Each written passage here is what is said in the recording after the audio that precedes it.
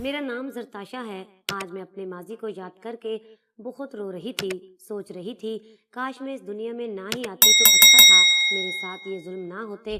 मेरे साथ 11 साल की उम्र में इतना बड़ा ज़ुल्म हुआ था कि मैं किसी को मुँह दिखाने के लायक नहीं रही थी। मुझे आज भी वो दिन याद है जब माह रमज़ान का 8वां रोज़ा था और मैं रोज़ सहरी के वक़्त अपनी सहेली के घर चली जाती थी। मेरी सहेली निदा का घर मेरे घर के सामने था। हम दोनों मिलकर सहरी करते और फिर नमाज पढ़कर सुबह तक खेलते रहते थे।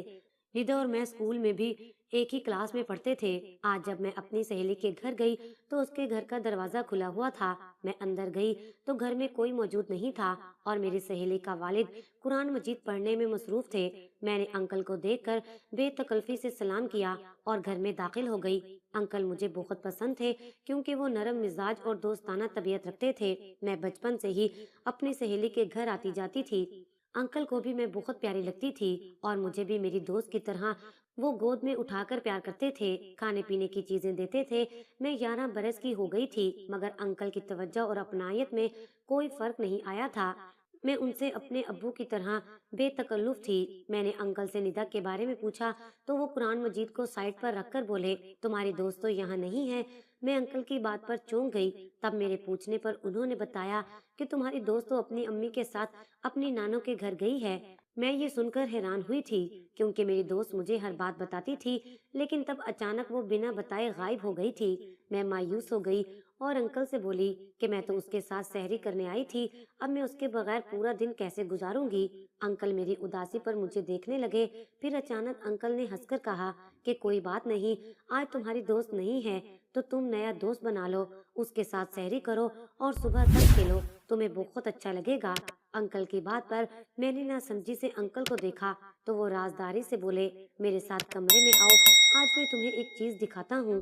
अंकल की बात पर मेरी आंखें चमक उठी। मैं पुरजोश से उठ खड़ी हुई। मेरी जल्दबाजी पर अंकल ने मुस्कुराकर मेरा हाथ पकड़ा और मुझे लेकर आगे बढ़ गए।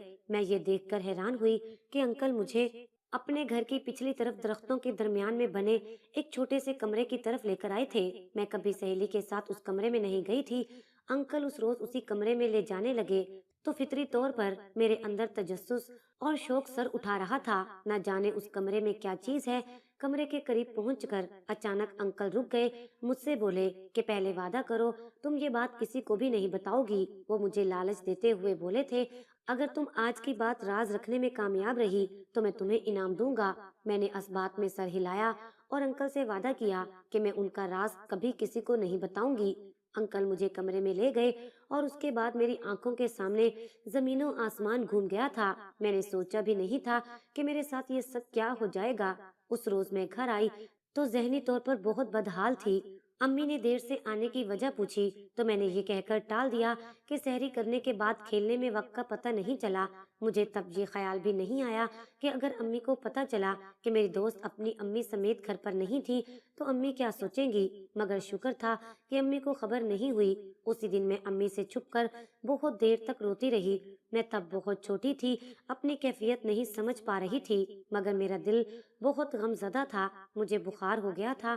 मेरी दोस्त भी वापस नहीं आई थी। मैंने सोच लिया था कि अपनी दोस्त के घर नहीं जाऊंगी, मगर चंद दिन बाद जब मैं संभली तो फिर से अपनी दोस्त के घर जाने के लिए मचल उठी। मैंने बामुश्किल अपनी अम्मी को बहलाया और दोस्त के घर जाने की इजाजत ले ली। मुझे डर था कि अम्मी सच न जान जाए। अगर उनको खबर हो जाती कि मेरी दोस्त घर में नहीं है तो वो मुझे कभी ना जाने देती। मैं इजाजत लेते ही दोस्त के घर पहुंच गई। इस बार भी दरवाजा अंकल ने खोला था। वो मुझे देखकर एकदम खुश हो गए।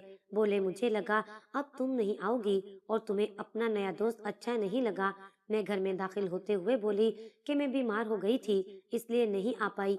अंकल मेरी बीमारी का सुनकर परेशान हो गए। फिर वो मुझे उसी कमरे में ले गए। उस रोज अंकल और मैंने मिलकर सहरी की थी। उन्होंने अपने हाथों से मुझे खीर खिलाई थी। अंकल ने पूछा कि तुमने इस बात का जिक्र तो किसी से नहीं किया। मैंने अंकल को कहा कि अगर मैंने किसी से जिक्र किया होता तो मुझे आज यहाँ कोई आने न देता। अंकल मुतमईन हो गए। उस दिन भी मैं बहुत लेट घर पहुंची थी। ऐसा दूसरी बार हुआ था। हालांकि जब मैं दोस्त से मिलने जाती थी तो दोस्त की माँ मुझे वक्त से घर भेज दिया करती थी। अम्मी ने देर से आने पर नाराजगी जाहिर की, मगर मैंने ज्यादा तवज्जो नहीं दी। मैं एक नए शौक में मुब्तला हो चुकी थी। अब मुझे अपनी दोस्त की भी जरूरत नहीं रही थी। मेरा फिर से मामूल बन चुका था। मैं रोजाना स्कूल से आकर पहले स्कूल का काम करती, फिर अंकल के घर चली जाती। जब बहुत दिनों के बाद भी मेरी दोस्त और उसकी अम्मी वापस नहीं आए, तो मैंने परेशान होकर अंकल से पूछ लिया।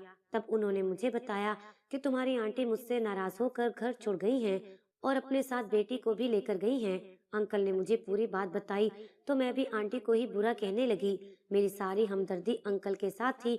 माह रमजान के दिन तेजी से गुजरते जा रहे थे और ईद आने वाली थी। उन दिनों मेरी अम्मी मसरूफ थी, क्योंकि मेरी शादीशुदा बहन हमारे घर रहने आई हुई थी और उसके यहाँ नन्हा मेहमान आने वाला था। अम्मी सारा दिन खाने बनाने और मेरी बहन का ख्याल रखने में मसरूफ रहती और मैं इस मसरूफियत का फायदा उठाकर रोजाना उस दोस्त के घर चली जाती। मैं मुतमईन थी कि शायद ये बात हमेशा राज में रहेगी, मगर ऐसा मुमकिन नहीं था। ये बात अचानक मेरी अम्मी के सामने खुली तो घर में कयामत बर्पा हो गई। ईद के दूसरे दिन मेरी बहन का बेटा पैदा हुआ तो मोहल्ले वाले मुबारकबाद देने आने लगे। उनमें से एक औरत ने मेरी अम्मी को अंकल और आंटी के दरमियान हुई लड़ाई का बताया था। जब उसने अम्मी को बताया कि पिछले एक माह से आंटी अपनी बेटी समेत अपने मेके जा चुकी हैं, तो मेरी अम्मी साकित रह गईं। मेहमानों के जाने के बाद अम्मी ने मुझे बुलवाया। मैं उस वक्त भी अंकल के घर जाने की तैयारी कर रही थी, मगर अम्मी ने गुस्से से मेरे मुंह पर थप्पड़ दे मारा था। मेरा रुखसार बुरी तरह जल रहा था। मेरी माँ गुस्से से चीख रही थी कि मैं एक माह से उस खाली घर में किसके पास जा रही हूँ। अम्मी का सोच सोच कर बुरा हाल हो रहा था। मेरी जुबान गूंगी हो चुकी थी। अम्मी के सवालात का जवाब मेरे पास नहीं था, क्योंकि अंकल ने वादा लिया था कि मैं वो राज किसी को नहीं बताऊंगी। मैं उस वक्त भी अपना वादा निभा रही थी। अम्मी ने मुझे जिंदगी में पहली बार मारा था। अम्मी ने मेरे वालिद से ये बात छुपा ली और मेरा घर से निकलना बंद कर दिया। अपनी निगरानी में अम्मी मुझे स्कूल लेकर जाती और छुट्टी होने पर वो पहले से मौजूद होती। मेरी बेचैनी बढ़ती जा रही थी। मेरा बस नहीं चल रहा था कि मैं किसी तरह उड़कर अंकल के घर पहुंच जाऊं, मगर अम्मी ने मुझे दोबारा कभी अंकल के घर जाने नहीं दिया। एक रोज मोहल्ले की एक दुकान से सौदा सलफ लेते हुए कुछ लड़कों की बातें मेरे अब्बू के कानों में पड़ी तो वो हैरान रह गए। वो लड़के मेरे बारे में बात कर रहे थे कि कम उम्री में मैं एक बड़ी उम्र के मर्द का शिकार बनी हुई हूँ। मेरे अब्बू ने जब लड़कों को डांटा तो उन्होंने सारी बात खोलकर रख दी। उस वक्त मोहल्ले के दूसरे लोग भी मौजूद थे। लड़कों ने अब्बू को बताया कि आपकी छोटी बेटी एक माह से इस खाली घर में क्या करने जाती है और अच्छा खासा वक्त लगाती है। सबका यही कहना था कि कमसिन बच्ची है, नादान है, यकीनन उसे धमकाकर जबरदस्ती उसके साथ गलत किया जा रहा है। मुझे सबने मजलूम साबित कर दिया और अंकल को बुलाकर पूरे मोहल्ले ने लान तान की और बेइज्जत करके मोहल्ले से निकल जाने का बोल दिया। मेरे अब्बू घर आए तो मुझे सीने से लगाकर बेतहाशा रो पड़े। वो अफसोस कर रहे थे कि उनकी लापरवाही की वजह से मैं इतनी सी उम्र में अपनी इज्जत गवा बैठी हूँ। मैं खौफ का शिकार हो गई थी। मैं सबको सच बताना चाहती थी, मगर मुझे खौफ था कि सच जानकर मेरे अब्बू मुझे मार डालेंगे। मेरी खामोशी मुझे बचा गई और अंकल को मोहल्ले वालों ने इतना जलील किया कि उन्हें अपना घर छोड़कर वहां से जाना पड़ा। मेरे दिल पर बोझ सा आ गया था। मैं चुप चुप सी रहने लगी। घर वाले मुझे तवज्जो देने लगे। मेरे अब्बू पहले से भी ज्यादा प्यार करने लगे कि उनकी बेटी के साथ जुल्म हुआ है, मगर मैं दोबारा पहले जैसे नहीं हो पाई। मेरी खामोशी और गुमसुम की कैफियत को इस हादसे के सबब होने वाली तब्दीली समझा गया और फिर वक्त तेजी से गुजरता गया।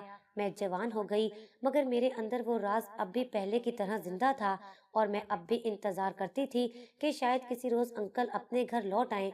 लेकिन अब अचानक मेरी शादी हो रही थी और मैं खुद को इस सब के लिए तैयार नहीं कर पा रही थी। अम्मी मुझे समझाती रही, फिर थककर मुझे मेरे हाल पर छोड़ दिया। मैं दुल्हन बनने तक अपनी माँ से मिन्नतें करती रही कि मुझे एक बार अपनी सास को सच बताने दें।